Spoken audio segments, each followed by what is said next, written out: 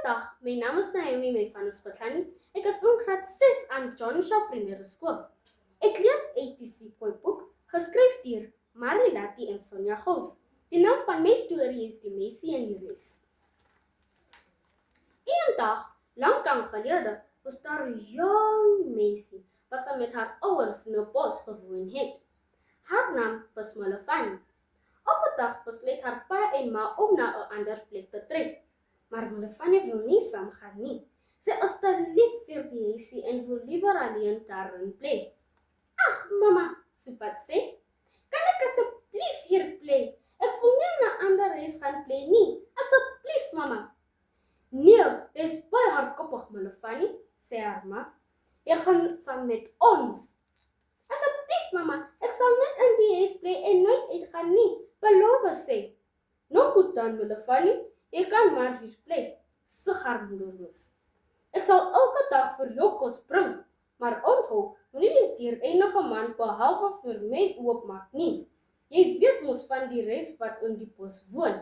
Hy eet graag jong meisies. Pas op vir hom. Nadat hulle vergetrek het, stap Malefani se ma elke dag met die lang pad deur die bos na die boshuisie om vir haar dogter kos te bring. Elke dag klop sy 3 maal aan die deur. Klop, klop, klop. En sy sing, Malefani, Malefani, kom uit, jy kan maar die deur oopsluit. Hier is jou kos vir my dogter aan die bos. Wanneer Malefani haar ma se mooi liedjie hoor, sluit sy die deur vir haar oop.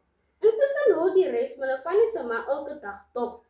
Hy kyk hoe sy met die kos deur die bos stap. Hy luister fyn na die liedjie wat sy sing.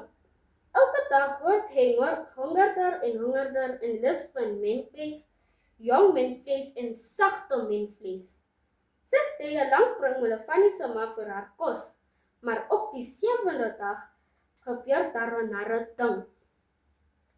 Toe Malefani se ma die dag weer deur die bos stap, gryp die res haar en bind haar aan 'n boom vas.